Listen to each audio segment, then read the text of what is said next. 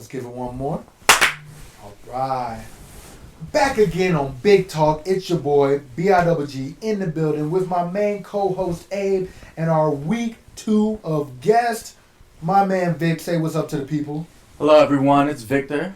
Victor's in the building. We're going to get him warmed up. We're going to get into the great topics we have for you today. But first, I just want to say thanks, everybody. Last week was episode 6. Everybody who viewed it gave me some feedback on the new studio that we're in. Shout out to Abe. Go look at his video on his channel, how we made the studio. Yeah. We got some changes coming soon. I mean, not that we're going to change it too much, but just little tweaks from what you guys suggested. We appreciate y'all being in tune. Yeah. But let's get into it. Abe, introduce our guest today, Abe.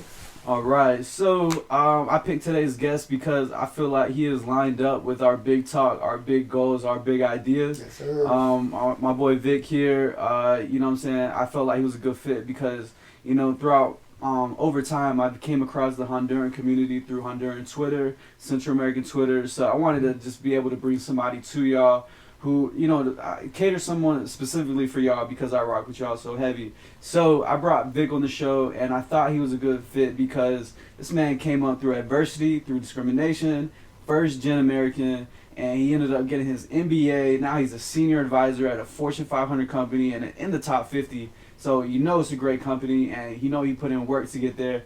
And that's why I felt like Vic was a great guest to have on the show.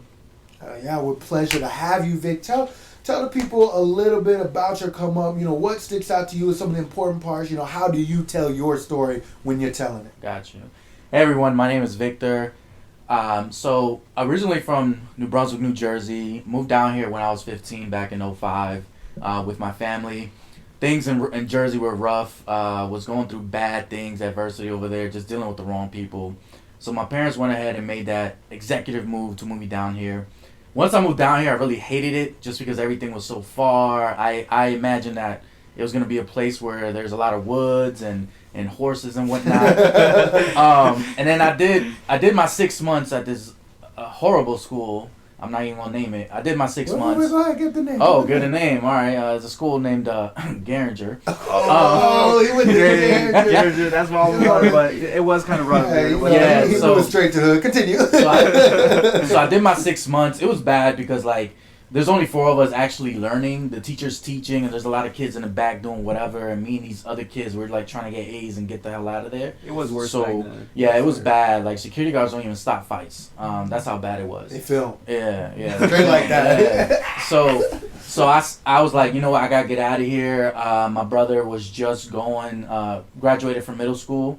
So we were like, hey, we need to get out of here. So we had 2 choices: go to Harding to be a mechanic, do auto shops, or join the early college program at Weddell. We chose option 2, which was the best option in my opinion.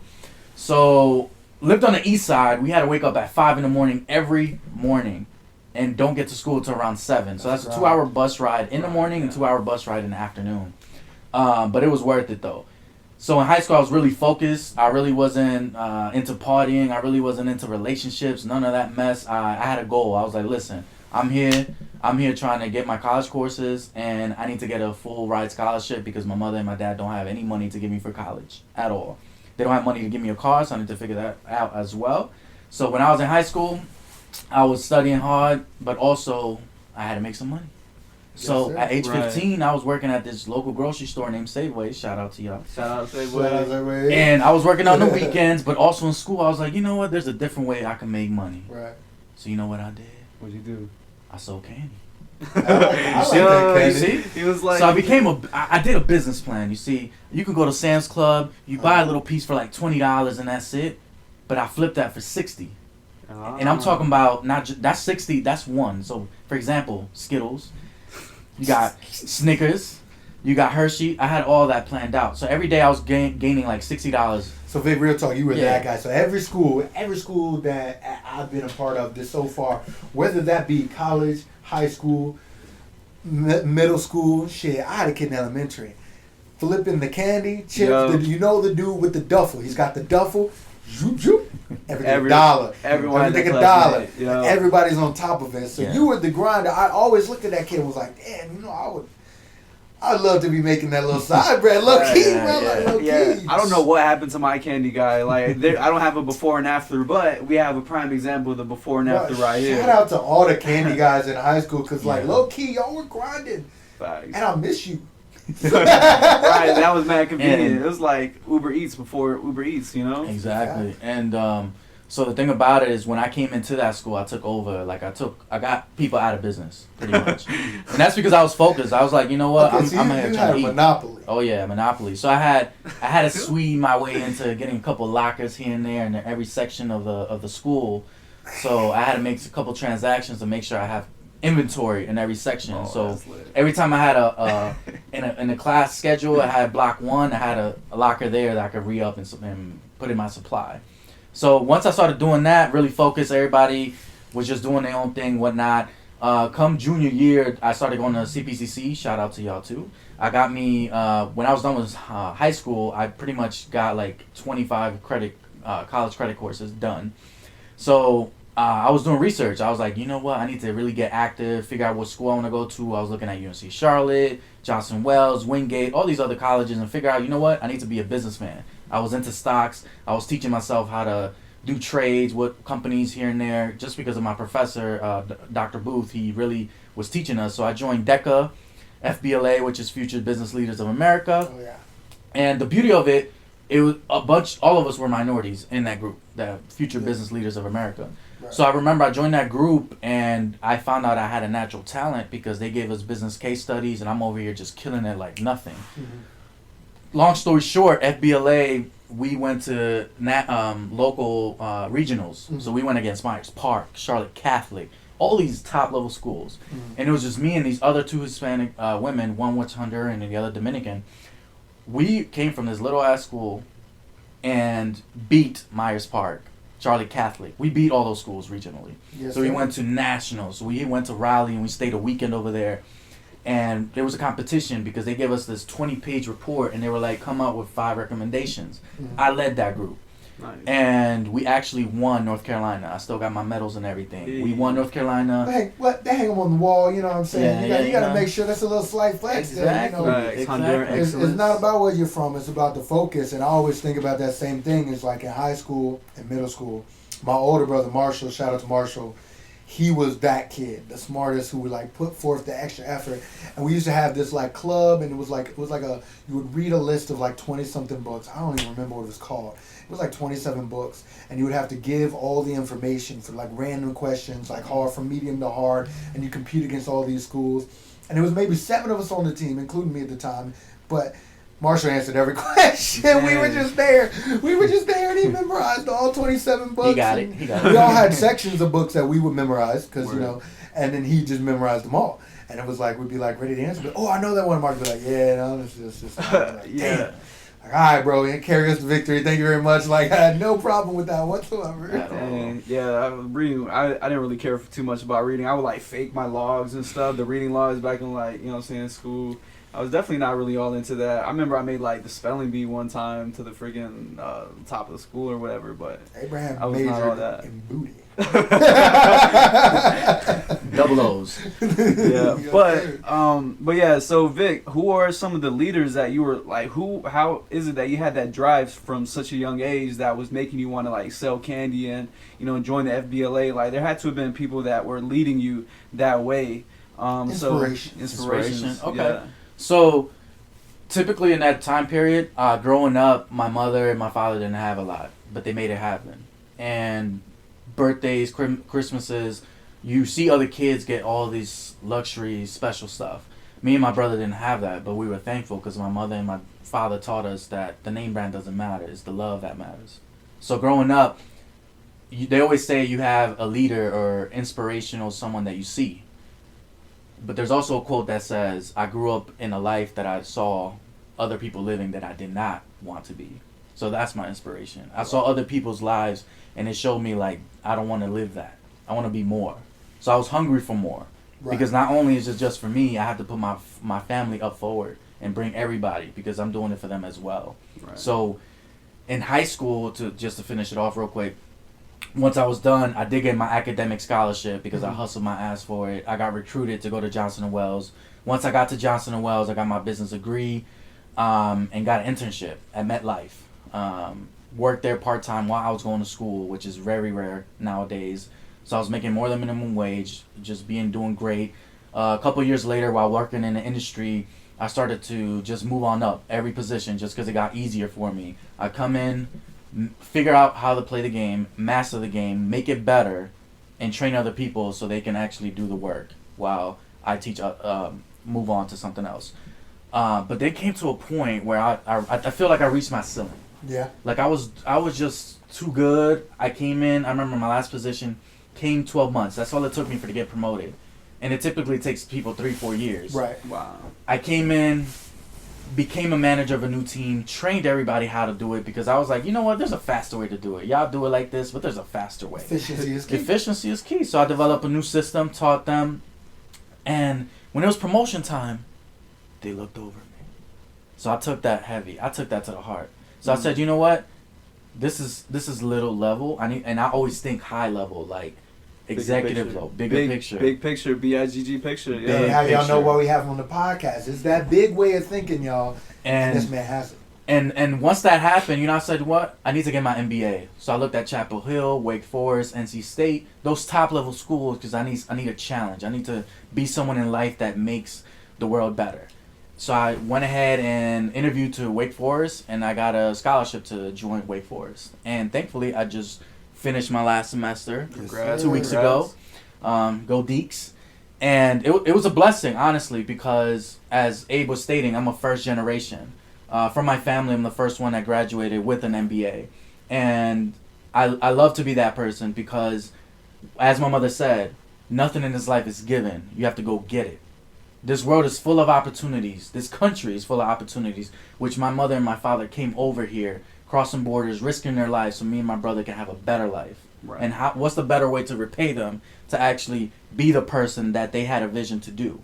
As I always stated, my mother, when she came to this country, she was around 20 years old, and she had a vision that she told me. She said, in 30 years, I envision that you're going to graduate with your business degree, your master's degree, and you're going to walk on that stage, and I always had that vision for you. And to actually make it a reality, which in this month I'm going to actually be walking. Yes, sir. It's a blessing because I did it for them, but not only for them. I did it for the rest of my family to give them inspiration, motivation. Mm-hmm. Because honestly, in this world, anything is possible.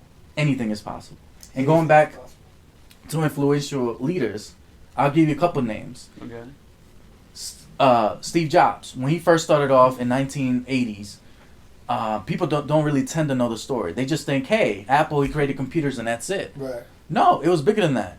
When he first started in his garage, he had a best friend just like you guys and had an idea. But then, after that, they went to war against Microsoft. And people don't understand is that with Microsoft already had their own operating system. Already solidified. Yeah. Already was one of the first out. Like, Exactly. Right. The crazy part is Steve Jobs didn't even create the computer. He advertised the computer. His partner, Steve Wozniak, or Mr. Wozniak, created the OS, and then Steve Jobs made his his speech and his spiel, and he was like head of advertising, and that's how Apple became what it was. It's always got to be a fact. face. Yeah. Yes. And I always forget that a lot of times as you see somebody ahead of everything, and you think, damn, the guy I really need to hire. The guy I really want is the team behind that man. Face, and that's what we're trying to build here. We're putting together the podcast and those media guys, and we're putting together a media team. Like you said, like it starts with the dream and a goal. Right now we got my main man Jose behind the camera over here. Shout out Jose. Said he's going to come out and start helping us more. We've had Abby in here helping. We've got plenty of people who believe in what we're doing and come through.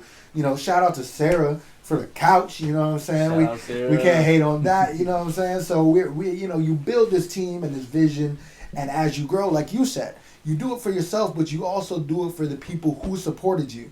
And in the end, it's paying them back just by you succeeding, but also when you get there, you can do nice things for those people. And it's always about giving back to those people who support you, so for sure. And also, going back to that, I just remember while you were saying that, in 2005, I was 15. I was a sophomore in high school.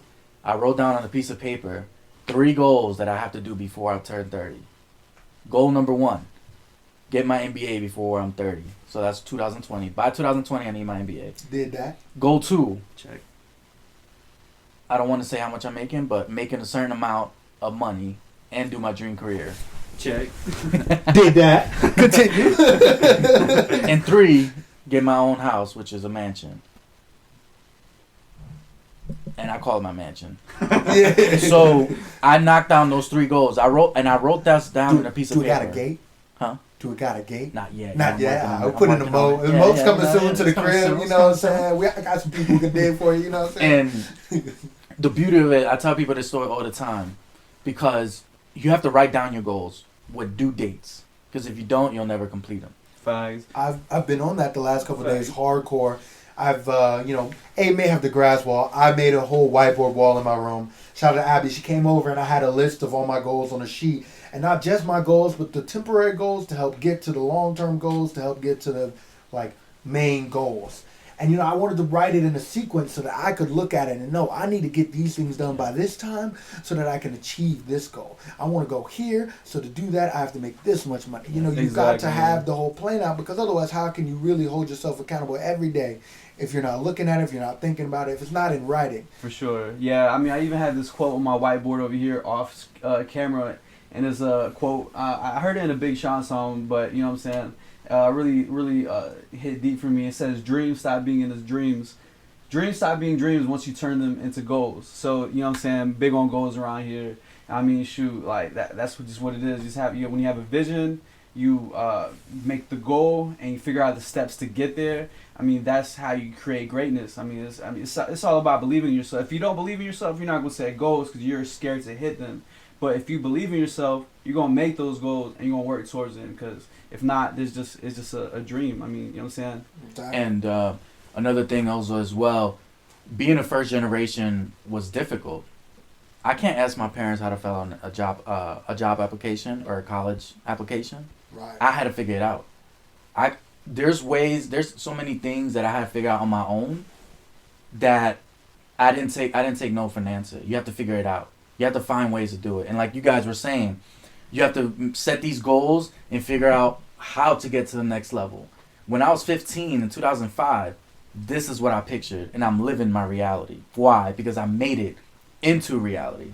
Don't take no for an answer, and figure out what drives you, what motivates you. For me, what motivates me is seeing my mother, how she was struggling, my father, how they were struggling when I was a kid, and I want to make sure that I don't do that for my family. But I also want to repay them while they're still here and make sure that they're happy. Right. Because that's a blessing. Taking care of yours is like the goal. Yeah. And I can honestly say, I may not be first generation, and I will tell you, when you said what you said about the job applications, man, shout out to my mom, because I would not be a functioning adult without my mom. I think I did my own taxes for the first time this year, because she's always done it for me. Hey, fast for school, all that, job applications. I was emailing somebody yesterday and sent it to her to read over, and she sent it back completely different. I'm like, bless up. It's midnight. Shout out to my mom, because I would not be a functioning human without you. Shout out Mama Craft. Shout out Mama Craft for real, because I was just thinking about that. I was like, damn, I wouldn't know what to do.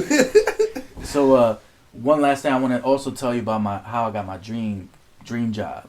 So, I had this long vision, and I've been jobs here, job there, and they called me out of nowhere. I just joined Wake Forest. 6 months later, they're calling me. They're interested. I actually had another offer that they were wanting me to stay there as well. But when I went to that interview, it was different, because you're going against people who are the top 1%, the top hungriest people that you will ever meet, the most smartest people you'll ever meet. And even when you're feeling down, even when you're doubting yourself, like, wow, I'm not there, you got the opportunity. You're in the door. You just have to make it happen. Like Nike said, just do it. That confidence. And you got to go into it with a certain level of confidence. Like, man, in this interview, in this room, you got to go in like you're the greatest. And I've walked into an interview and just thought, man, I'm going to just go in swinging, boys. I would just go in like I was born to be here, like I'm the GOAT. Facts. And that GOAT conversation just, you've got to believe in yourself every single time you say it. Just like LeBron when he said, like, this right here is what made me the greatest of all time. And, I know them Jordan fans are going to hate a little bit, but he said it, he claimed it into existence, and he's still balling. I mean, I know you're a big sports guy, Vic. Yeah. What you think about that whole conversation? So, I like that you brought it up with the LeBron and Jordan. We'll get into that. But a thing that Kobe always said Kobe. Okay. Rest in peace, my man Kobe. Rest in peace to So Mamba. Black Shout Mamba. out Mamba. I have posters of him all through my house because he did not give up. When he got injured, he didn't give up. He wanted to win so bad. So bad that he just, before he passed away, rest in peace Kobe, he literally wrote down saying that he found ways on what sections of the basketball court the referee did not look at. So he can travel, so he can not dribble, so he can move. Dedication on another Mastermind. level. So before you do anything, learn your craft, learn the industry, always be prepared, do research, do your homework, and find ways to make it better. How can we have the best podcast if we don't watch other podcasts? Exactly. If we didn't find inspiration from people who are doing it on the level we want to get to, when we get to that level, then we create the things that other people emulate. And that's what you got to do. You got to go into a job, become the best, and then get creative and become even better than yourself. Set the bar really high. And, that's what people say is Jordan set the bar so high that, there's no way LeBron could reach it. He can always get there, but can he even go above? And I don't agree, man. I don't. So, yeah, I think LeBron is the GOAT. I said it. We said it here I first. said it. You heard it. So let me LeBron tell is you the why. GOAT. Let me tell you why. Lay the facts. All right, man. Jordan played with mailmen. Jordan played with plumbers. I mean, people were literally got off the couch and got into the league playing. That's who Jordan played with. And also, tell me this. If Jordan's a GOAT, why didn't he win any rings without Pippen? We can spit facts like that as well. And I always think, you've got to look. People always say, why you got to down one to put up the other. So I get that argument a little bit. But even if we weren't going to do that, let's look at where LeBron is in his career. Are you ready The for this? statistics and everything that are now outmatching Jordan. You gotta admit. And people are so stuck. That documentary put Jordan above in everybody's mind because they watched that documentary. But I'm telling you right now, and I'm going to say it directly to the camera. Wait till that LeBron documentary comes out. Oh, yeah. Y'all will all be over your hater shit. Think about how long he's been in the league, operating at the highest level, being the number one person, while never having any scandals of any kind associated with his name. Married to the same woman, with a great group of kids that he takes care of that are going to join him in the league soon. LeBron is doing it on multiple levels, whether that be in the league, off the court, you know what I'm saying, at home. I mean, that to me would put you on a different level. And I know, basketball is one thing. We have the same argument with soccer. Who is it? Messi or Ronaldo? So I have a confession before we get into that. I hated LeBron. And let me tell you why. He joined Miami, right? He took the easy way out because Boston kept kicking his ass. Not as bad as KD, but yeah. No, nobody's as bad as him. Right. He's with Brooklyn. Go Nets. So so I forgave him for that. But LeBron left Miami to go back to Cleveland. So love the hometown. And when he was at Cleveland, what did he say? He said, "I'll be back and I'm gonna bring a championship to Cleveland." That puts you in he said, I'm going to go to a team with nobody to bring you something. He went back to Cleveland. Beat the 73-9 super team. Super team. After being down 3-1. In the finals. Blocked 40 a game. Blocked Iggy's shot. And cried like a grown man. That is possible. People hate on LeBron because he cries. When LeBron cries, he cries like a grown man. Brought the shit back to Cleveland. Went to L.A., and what did he do last year? Tell me. Who was the defending champs? Los Angeles Lakers. And who was the MVP? LeBron James. Oh, okay, yeah. Can't deny the greatness for sure.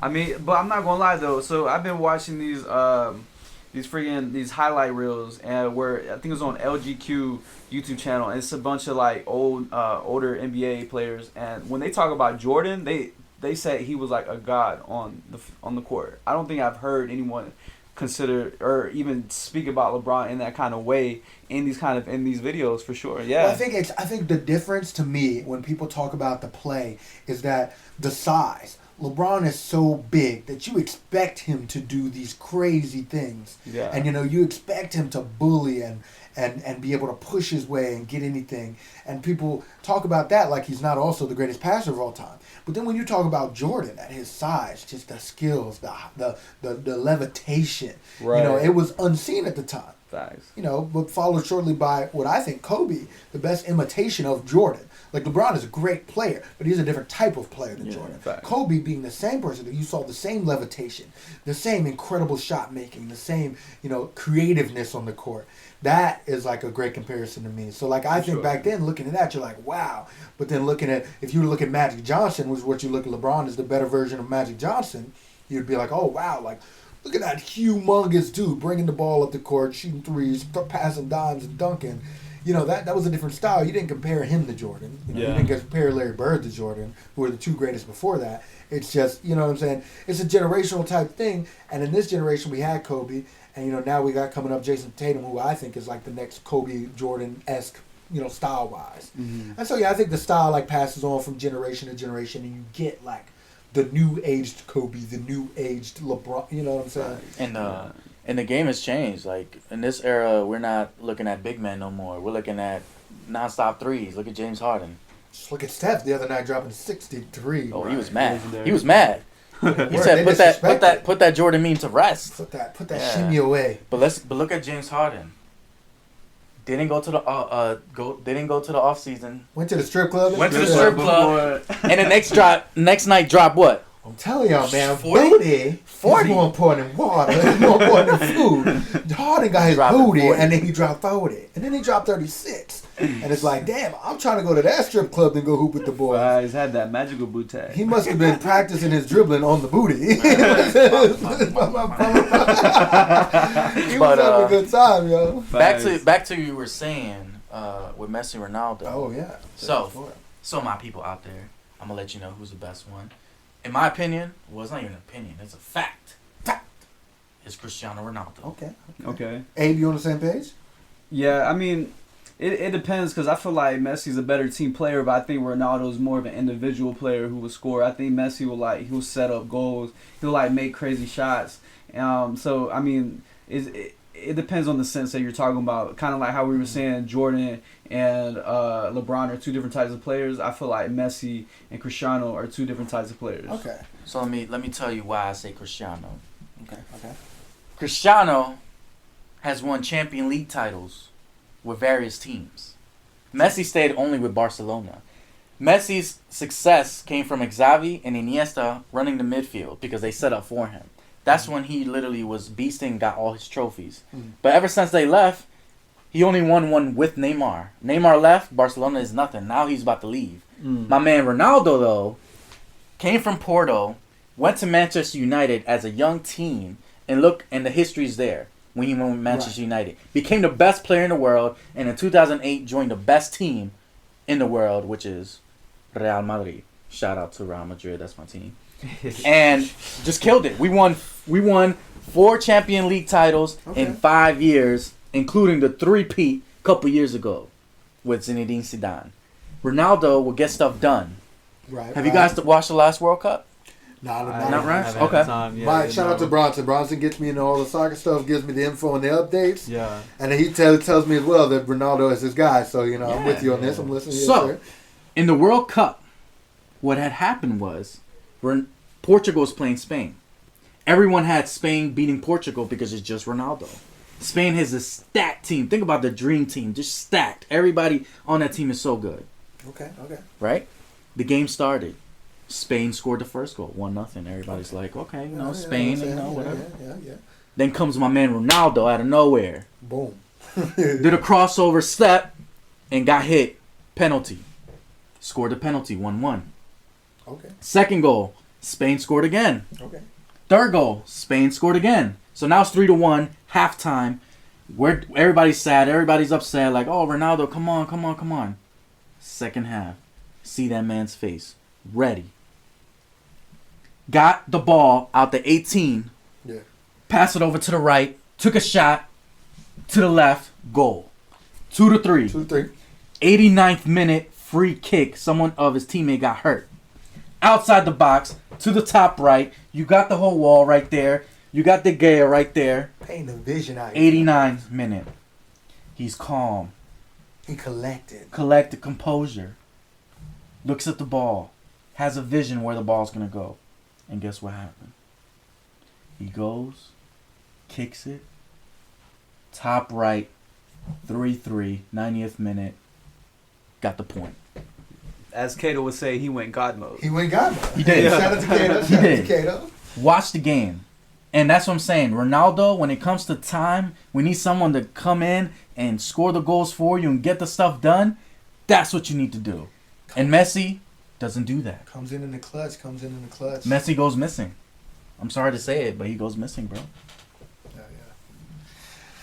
Man, I tell you, sports just gets me going, man. And sometimes, I wonder, like, if I was going to be a professional athlete, if you guys were going to be a professional athlete, what sport would you be a professional athlete in? And that's just going to lead us to our hypothetical of the day.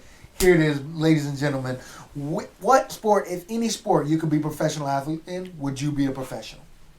I think I would probably choose boxing. Like lately, I've been getting really into boxing. I've been watching Tyson highlights. I've been watching Teofimo Lopez, the Honduran boxer. I don't know if you've heard of him. Oh, he has like 5 championship belts right now, holding them tight. I've been watching how like Mayweather's about to fight the Paul brothers. Logan Paul. He's about to fight Logan Paul. We just saw the Jake. I don't know. I've been really into boxing, so I think professional boxing would be something I'd like to be a professional fighter in my opinion. Okay. That'd be my goal. And did you see Ryan Garcia's hit? Hey, Ryan Garcia. Yeah. Shout out to King Ryan. It hurt my. They say the guy said it hit him so hard. It was the hardest he's ever been hit that he couldn't even get up. No, and you could see he hit. He took a step back like he was going to continue fighting, and then he realized that he had to stay down and catch his breath. Like he had no choice. He couldn't get up. That is insane. But before that, did you see that he what's his name? Garcia got hit in the face with the left. He came back. That was the first time Garcia's ever been knocked out. I watched a lot of his fights. That was crazy to see for sure. But lots of greatness right now going on in the fighting scene, in the Latino community. So shout out to our Honduran fighter Teofimo. But I would like to be a professional fighter for sure. And speaking of which, Javante Davis might fight Ryan Garcia next. I'm very excited about That's what I'm waiting for. I saw the tweets today, and he said, I've never been scared, so, when the offer's on the table, let's get it. And I've got to agree, Abe, I would have to go at this moment, I would have to go MMA. I think boxing is a really cool sport, and, standing up and fighting, I just, as a man of anger, a man who's been in many fights, when somebody is feeding my shit, you know what I'm saying? When I'm fighting somebody like this and getting fed, I'm going to have to throw them to the ground. And why do a sport where that's illegal? I'm going to have to go with mixed martial arts. Anything goes. I'm throwing elbows, knees, and toes. You already know what it is. But, I've always loved football, so it's always like a thing for me now is that I'm into something. But if you had asked me this question a year ago, definitely in football, being in NFL. I know the sport in and out. I coach it right now. I played for so long, and I was damn good. So big question for you. What position? So I played in football. I played center, left tackle, left guard, right tackle. I played everything except for right guard because my right guard never went out. And that's the only thing I didn't have to do. I also played long snapper. Middle school I played nose tackle. I only had to get in on defense a couple times during my high school career. But we put in that all-conference work, my guy. Nice, okay. I need your autograph after this. I'm going to sign some things. I got my jersey at the crib. Shout out. Shoot. Okay. For me, I'll say soccer. Because I personally think soccer, for one, it is the best sport in the world. It's known all over the world. And what athlete has the most Instagram followers of all time? Instagram followers. Like, hold on. Who? Who you think came second? Yeah, it's Ronaldo, but... There you go. Boom. There you go. Doesn't Zendaya have more than him, though? Who? Zendaya has more followers than him, though. Just putting that out there. Or like Rihanna. About Zendaya. Those are artists, though. We're talking sports. We're talking sports. Y'all let us know definitely in the comments what sport y'all think is the best, what sport y'all would play. Appreciate Vic for coming on the show, telling us about yourself, and telling us about the sports, a little theory. People are going to be fighting in the comments, and I'm telling you, if you ain't about LeBron, then you really ain't with it. Hit the dislike then. Right. Or just comment. Comment what you think is, comment. Let us know. Before I turn off, I just want to let you guys know that keep doing what you're doing. Keep reaching your goals. Yes, keep striving. Write those goals down with due dates because that's what worked for me. And keep remembering why you're doing it for. A lot of people tend to give up. Life happens. Yes, it happens to the best of us. But it's not about when you get knocked down. Rocky quote. It's all about how when you get up and what you do to get up. Are you going to come back fighting harder? Or are you just going to give up and fold? So keep doing it because I made my dreams a reality, and so can you.